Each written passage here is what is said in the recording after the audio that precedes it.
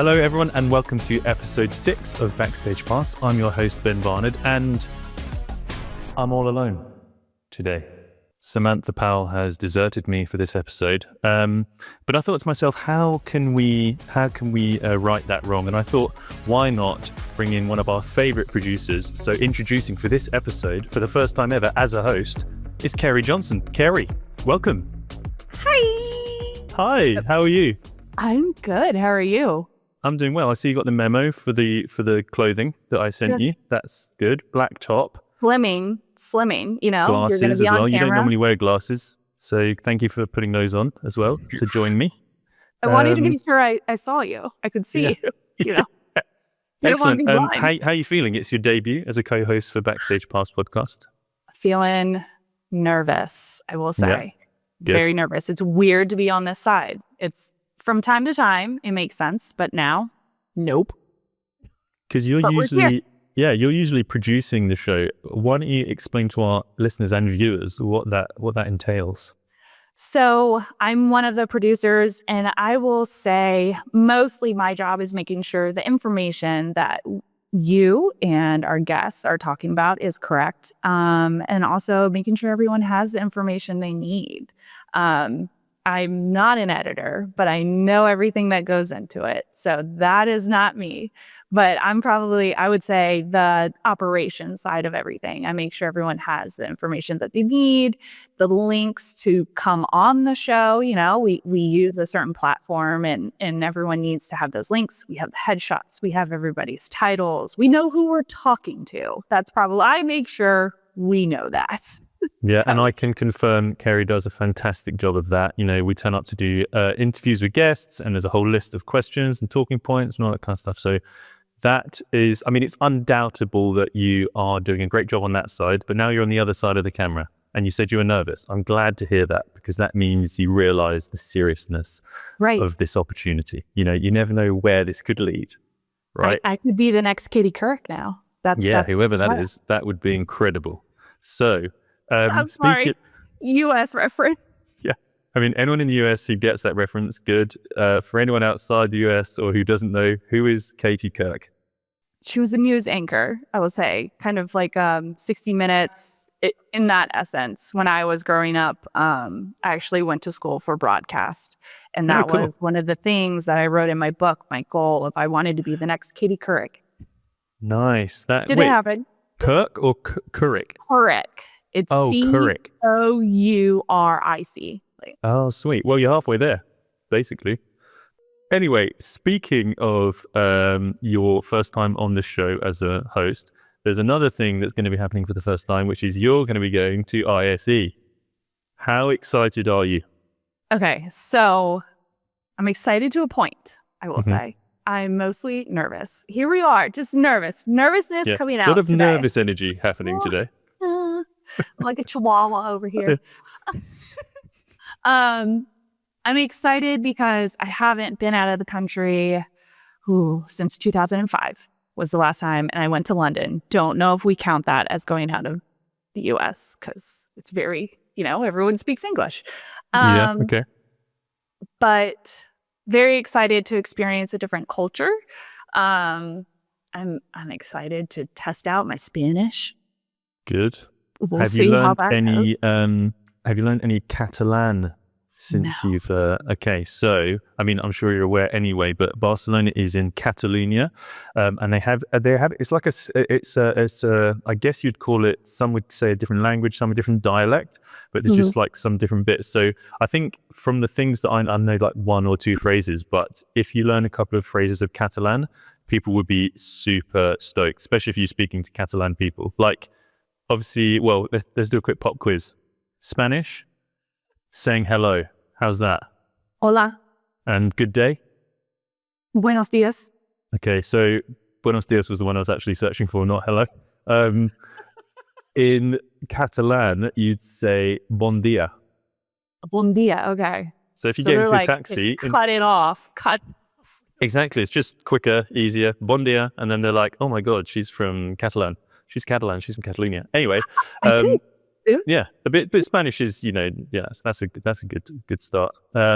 So have you done any research? Have you looked at, is there anything that you want to see while you're there?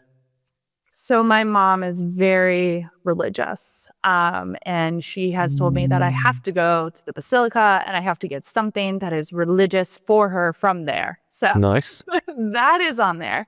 The other thing is I am a millennial. Not sure many other people have watched the Cheetah Girls growing up. Okay. What? Yep. But they went to Barcelona, I think, for their second movie. And I found a blog post where somebody went and was like, this is where they filmed this scene and this is where they filmed this scene. Nice. So if I have time, I might do like the Cheetah Girls tour on my own. I mean, you have to, I mean, it sounds like that is more important than your mum's wish list. I would put that first. Maybe if there's time, get to the basilica. But Sorry, yeah, Mom. Speaking of which, I think Katie Couric would be incredible at doing links and introducing the next segments of podcasts. So why don't you introduce the first segment that we have here? Okay, so our first segment, Mark, our very own Mark Metzger, our fearless leader. I have to say that because he's my boss. Contractual, yeah. He sat down with Televic to talk about all the things happening at ISE and what you can expect at their booth. Let's take a look.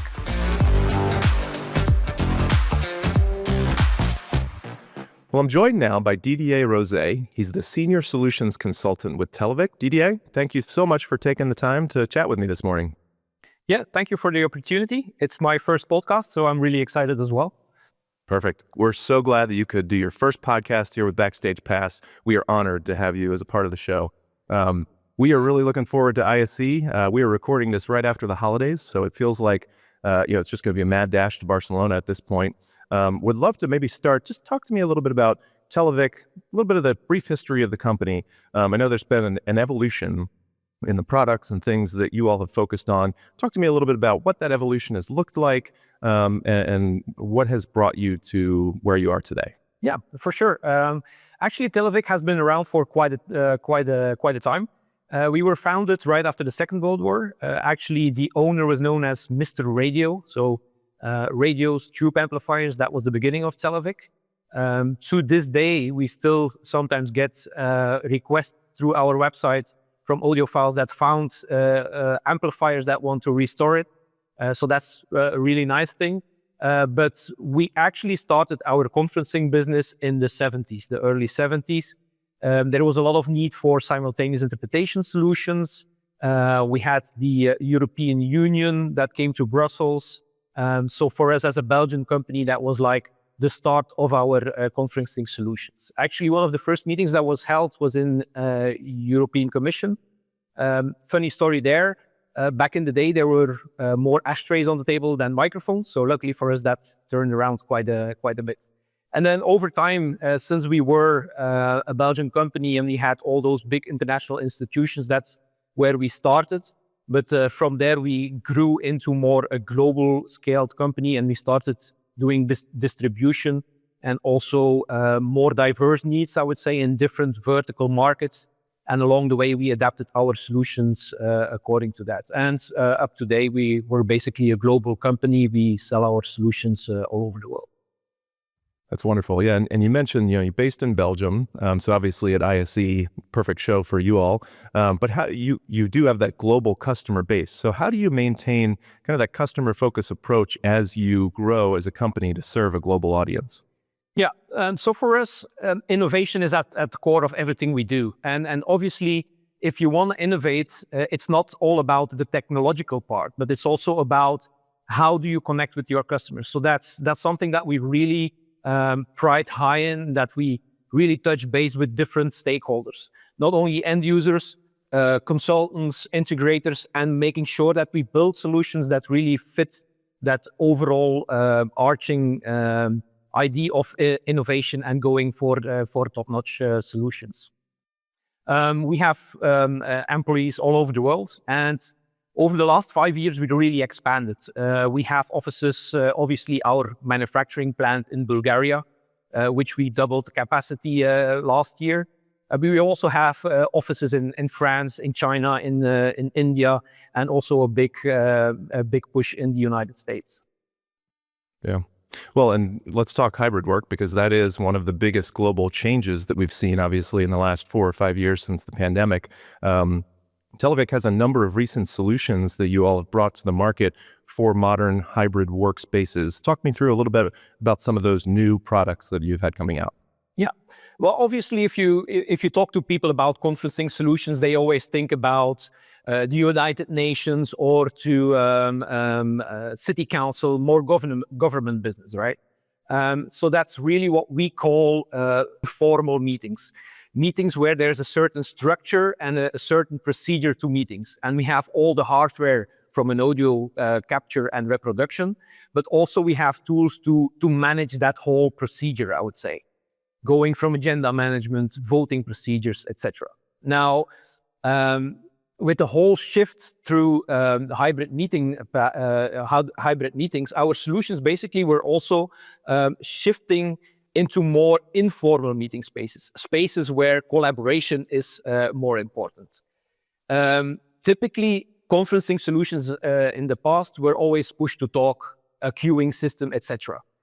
So there's always a hurdle to be used in like more corporate environments, in more informal collaborative meeting spaces, that you had to push a button. Now, after that whole shift, we looked at our solutions and we basically said, we have everything to really enhance the audio experience in hybrid meetings. We have the physics of a microphone right in front of people. We can distribute the audio in the room because all the stations that we have a loudspeaker in front of them. So people have like a personal monitor mix in front of them. So that's all about the capture of high qualitative audio in the room. Now, what we've done is that we've changed our internal processing and we have the capability to do a hands-free mode. Hands-free mode is different than voice activated. You don't have to trigger a certain level, but all the microphones are open at the same time. So we use the gain sharing principles. And also we apply mix minus so that there's no feedback in the room. So where that hands-free mode is really important to enhance the collaborative meeting environment. Yeah. And obviously, we've talked a little bit about a global audience, right? And the global needs of our modern workforce. But how do you tailor specific products and things to the specific needs of the end users that you have? There's got to be some flexibility, I would imagine, to this as well, right? Yeah, correct. So as we shifted into that more informal meeting space, we also took really time to build it in our solution so that it's not too kind of silos in terms of solutions. So it's all built within one platform where you easily can shift from a more formal meeting setting to an informal meeting setting. One example, for instance, if you have a city council and it's a really formal council chamber meeting, you want to have the tools to guide that meeting in a formal process. But that same exact room might also be used for commission rooms where there's a more collaborative meeting space. And in our solutions, it's really easy with a click of a button to switch between those solutions. We also have all the tools available so that control systems can also do those shifts between the different modes available. That's great. Yeah. Flexibility is so important, especially when you're serving such a diverse global audience. Speaking of, again, that global audience, what are some of your future plans for Televic? Where does that evolution continue as you continue to serve the needs of a global workforce? Yeah, so obviously, as I mentioned, we've been growing quite a bit. We are planning to also expand in different important regions for us where conferencing is really an important factor. So we want to go deeper into the markets. So we're looking for additional people, both on the sales and the business development side of things. But also recently, we've added quite a bit of technical sales consultants like myself. And we're looking to also expand that to be there available to transform the needs of the customer, explain what we can do, what we can offer to the different vertical markets, and also be there for integrators and consultants to help design the solutions that are fitting the needs of our different vertical markets. Okay.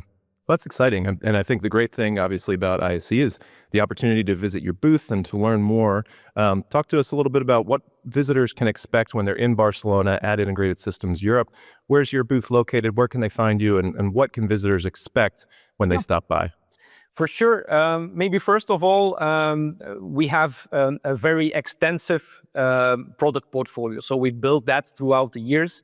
And really this year's theme is really about optimizing and refining our existing product portfolio. It's all about enhancing the experience, not only for the end user, but also making sure that our solutions are easy to install for integrators. So that's really the thematic. We will have all our products there. But maybe to emphasize a couple of things, first of all, we have our entry-level product line, Discerno, which we really have brought it up to the next level last year. So talking about that hands-free mode, that's also available in that platform. But also we have two tools that make it really easy to integrate with DSP solutions. We can release each microphone to a digital audio channel, whether it's AES67 or Dante. So integrators have full capability of interacting with our solutions, both from an API's point of view, but also from an audio routing's point of view. In that sense, that Discerno platform is also for us the next step in going after courtroom business. As you know, in courtrooms, everything needs to be on the record. So all the microphones need to be active all the time.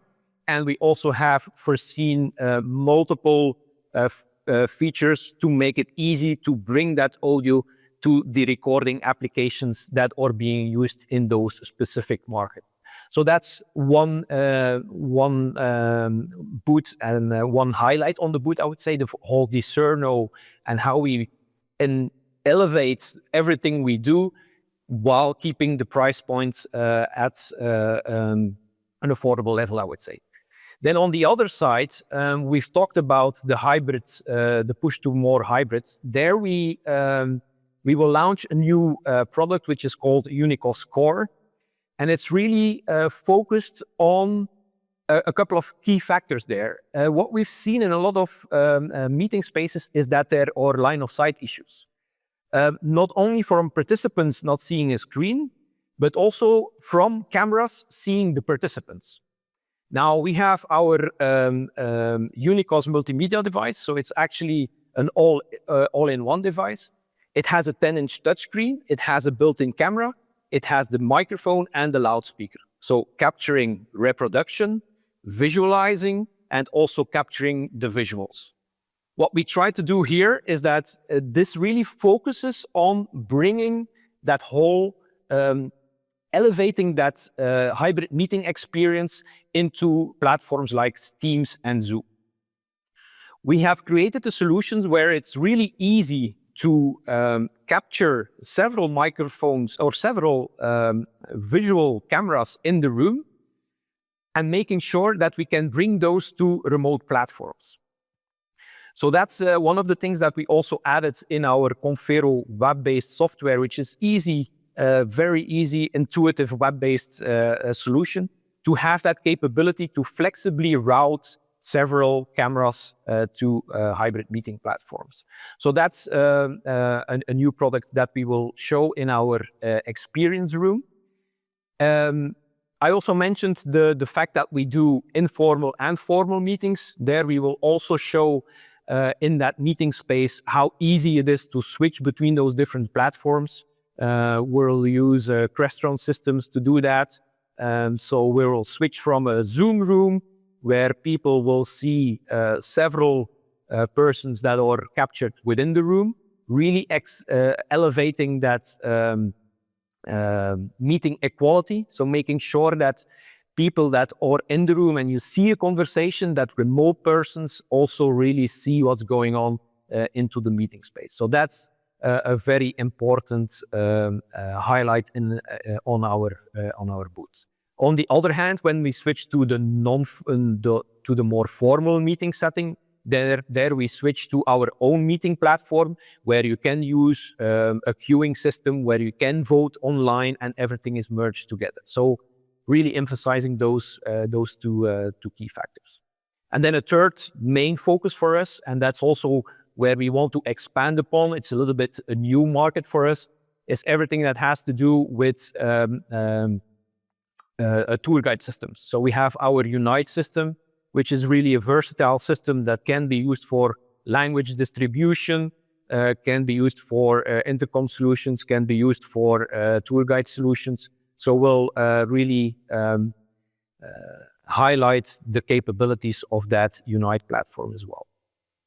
That's great. I'm going to put you on the spot here too, but do you know what the booth number is, or at least the hall that you're located in the fair? Yes, I know the booth number. I noted it down because I would forget for sure. So it's 3N750. So 3N750. Important also, we'll put it on the screen, is a QR code to book an appointment for the experience room. So definitely make sure to do that. And once you've done that, if you book your meeting, you will also get a ticket for our now famous Belgian beer event on Wednesday 5th at 4 p.m., where we will enjoy some Belgian beer together, toast on the new year, and talk about our new solutions. I might have to add that on my calendar as well. So Belgian beer, For sure. and I'm in. Oh, this is great. Didier, thank you so much for taking the time to talk to us a little bit about what visitors can expect from Televic at ISE. Definitely looking forward to raising a pint with you there as well. Safe travels, all the best as you prepare over the coming weeks, and we'll be seeing you in Barcelona here real soon. Okay, for sure. We will be there, and it's all about creating better understanding, one meeting at a time. So looking forward to see everybody in Barcelona. Hope the weather is also fine. Yeah. Yes, me too as well. Thank you, Didier. All right, pleasure.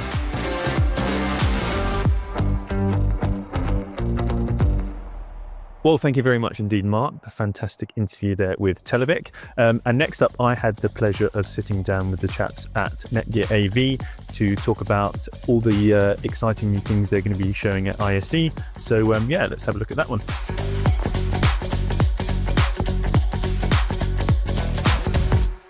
So it's my pleasure to be joined today by Richard and Laurent from NETGEAR. Welcome, gentlemen. If you could just give me a quick intro to for each of you and what you do at NETGEAR. Maybe Richard, if you could go first. Sure. My name is Richard. I am VP of Business Development and Marketing at NETGEAR. Thank you very much. And Laurent? And thank you for having us. So I'm Laurent Masia. I'm the Senior Director of Product Management for the Managed Switches, the AV over IP, and I'm leading the Pro AV Engineering Services team. This is called Pro AV Design, netgear.com. Fantastic. Well, it's a pleasure to have you both here. Thank you for joining me. NETGEAR has been in the business of the network industry for almost 30 years now. I'd love it if you could tell us about the amazing growth you've had in the AV world over the last few years. Yeah, thanks, Ben. Thanks for having us. It was a success coming to us rather than us looking for it. AV is moving to IP, right? We have two colliding planets. Planet AV and Planet IT are getting close together. We were at Planet IT already before we started doing this. And when AV decided, hey, we're going to send audio and video over a network, over IP, you need a switch for that. And of course, there are more switch manufacturers in the market, but there's only one that decided to produce switches specifically for AV over IP. So Laurent and I stumbled upon this in 2016, I think. And we started doing a switch we already had, which by now is a 10-year-old product, for 10 gigabit AV over IP. That was what was called software-defined video over Ethernet, SDVoE. 10 gigabit, still there, still going strong, still extremely high quality, extremely low latency video. In a way, thanks to us, because thanks to that initial success, we co-founded that alliance. And from there on out, we started doing NDI, Dante, all kind of video over IP protocols. And last year, we entered the broadcast market, doing a special kind of AV over IP, 702110. So yeah, it's been going great. Fantastic results quarter on quarter, year on year, and we're not at the end of it yet. Fantastic, yeah, and I'm fortunate enough to work with your colleagues here in the UK fairly often, and they're always very, very busy. So business is obviously going well. So that's fantastic to hear. Laurent, what problems are you seeing people in the AV industry sort of contending with that you're able to solve? Oh, thank you, Ben. So in a nutshell, we make AV over IP simple. So let me explain. The AV professionals, so our customers, they learned early in this transition over IP in the early days that the networks, the switches that are on those IT networks, they're not good at AV over IP. They just can't handle the AV traffic. And why is that? Well, first, it takes, a deep knowledge of networking, and you need to follow a series of many tedious steps to configure a switch for AV over IP. And even beyond that, those AV over IP protocols, they don't play fair with each other. So sometimes it's almost impossible to configure an entire network to make it all work. So we at NETGEAR AV, like Richard said, back in 2016, we realized that the learning curve was too deep. So we created a new groundbreaking way to make it easier. We work with hundreds of manufacturers first for AV equipment. Then we create certified profiles with them so that we can apply those profiles either to a port on a single switch for a simple application or on multiple ports across an entire AV network for huge deployments. So that's the hardware and the software pieces. But last but not the least, we offer network design services, because even if the hardware and the software were tailored for AV over IP, we make it simple because we have a Pro AV design team, Pro AV design, netgear.com, and Wi-Fi heat mapping team too for those business and AV customers. So in a nutshell, again, we make it happen, we make it simple. Yeah, and I'm sure the customers who are able to sort of take advantage of those skills that you have would be very grateful for them, because I know, as you say, it can be you need a lot of knowledge to sort of get into that networking side of things, and for NETGEAR AV to take that away and sort of do the hard work must be extremely valuable to the customers. That's great to hear. And finally, I'd just like to know, obviously with ISE just around the corner, what's new for the show this year? Yeah, so I'll take one part and Laurent can talk a little bit more in depth about two specific product introductions. So we will be announcing our partnership with now 372 manufacturers in the AV over IP space. I did not know that there are 372. There are more, actually. There's probably 500 to 600 manufacturers of hardware doing specifically AV over IP encoding and decoding. And many of them adhere to common standards, like we discussed about NDI and Dante.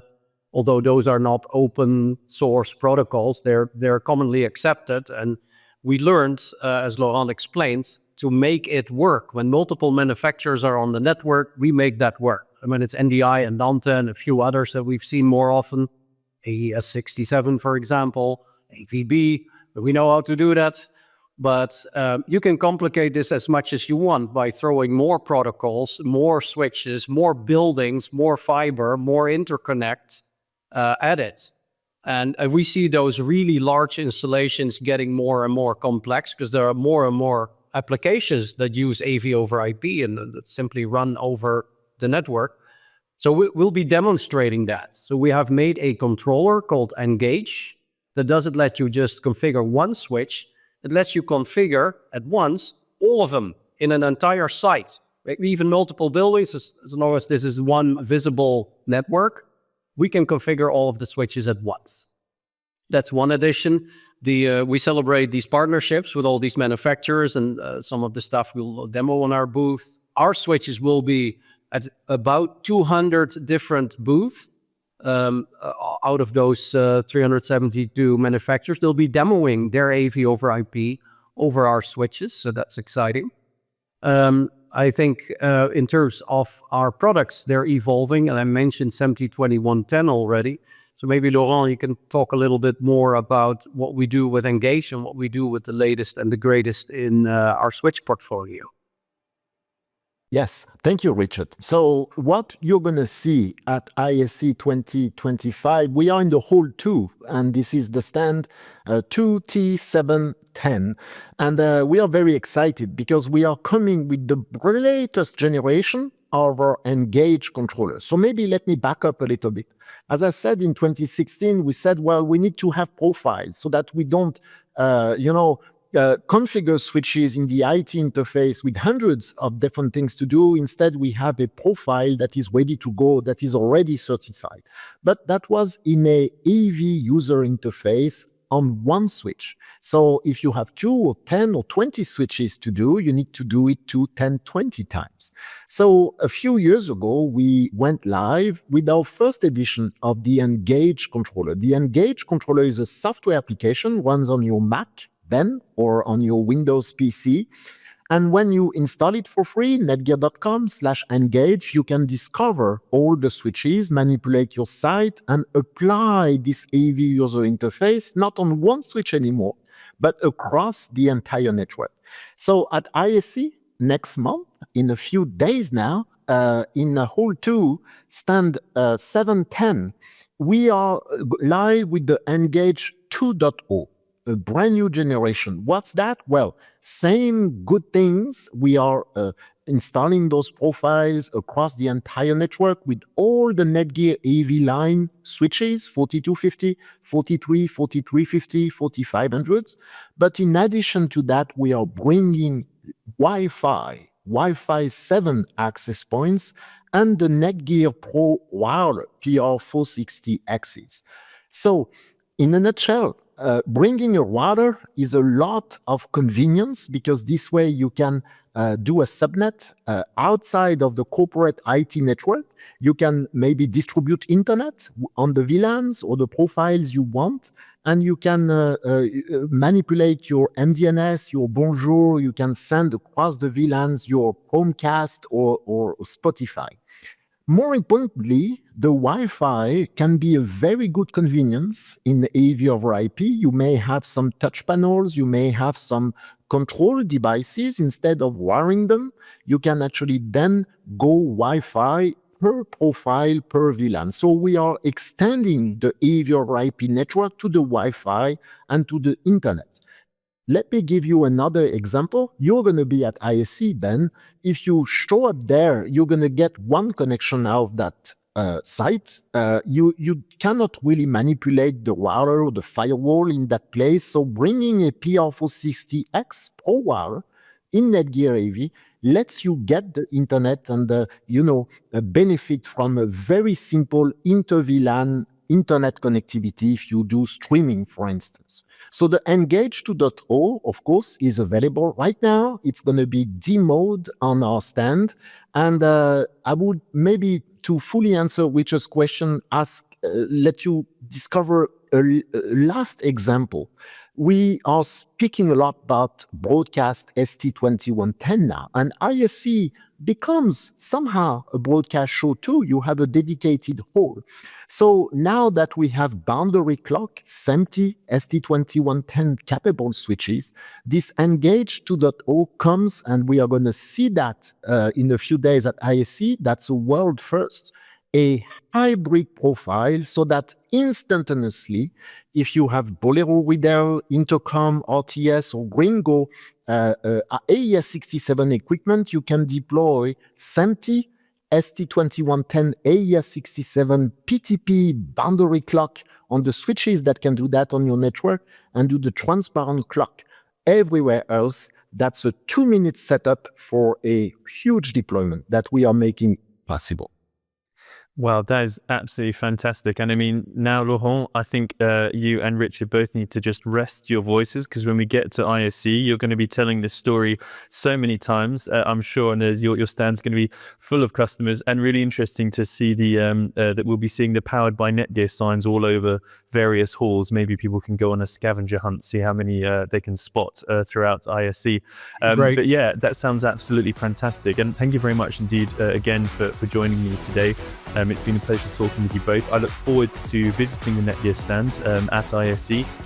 But until then, yeah, thank you again. Safe travels, and we will see you there. Thank you. Thank you.